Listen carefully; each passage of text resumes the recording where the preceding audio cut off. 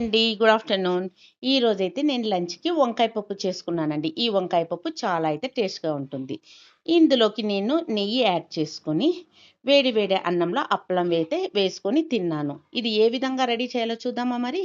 చూడండి, 1 glass cup ఈ cup మెజర్‌మెంట్‌తో 2 cups అయితే నేను కందిబేడలు తీసుకున్నాను.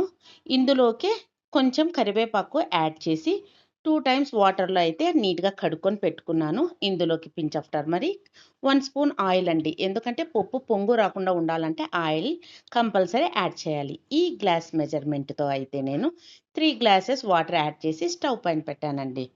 స్టవ్ పైన పెట్టిన వెంటనే లిడ్ అయితే క్లోజ్ చేయనండి. ఫస్ట్ ఈ విధంగా బాయిల్ అయ్యే టైంలో ఇందులోకి నేను 2 టమోటాస్‌నైతే ముందుగానే కట్ చేసి పెట్టుకున్నాను. వాటిని యాడ్ చేశాను. 8 గ్రీన్ చిల్లీస్‌ని స్మాల్ స్మాల్ పీసెస్‌గా కట్ చేసుకున్నాను. 1 ఆనియన్, 8 క్లోవ్స్ వీటిని కూడా వేస్తున్నాను.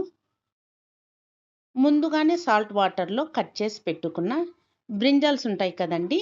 వాటిని స్మాల్ స్మాల్ పీసెస్‌గా కట్ చేసుకొని వాటిని గూడా యాడ్ చేస్తున్నాను.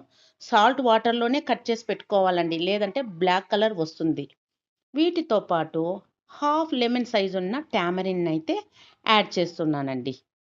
వీటన్నిటిని యాడ్ చేసి నేనైతే ఇప్పుడు లిడ్ క్లోజ్ చేస్తానండి.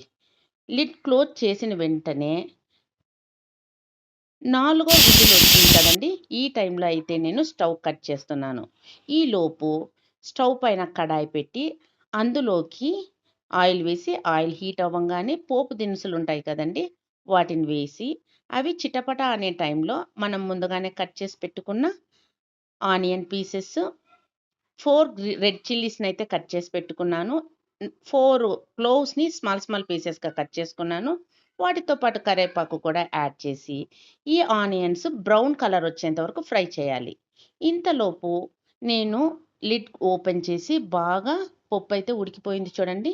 ఇందులోకైతే రుచికి సరిపడా సాల్ట్ అయితే యాడ్ చేస్తున్నాను. ఇప్పుడు వీటిని స్మాష్ అయితే చేసుకుంటానండి.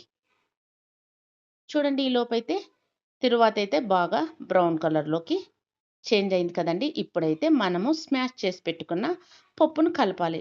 చూడండి, ఈ కన్సిస్టెన్సీ అయితే ఓకే అనుకుంటే ఓకే అండి. లేదు ఇంకా వాటర్ యాడ్ చేయాలంటే ఇదే టైంలో అయితే మనం వాటర్ అయితే యాడ్ చేసి పెట్టాలండి.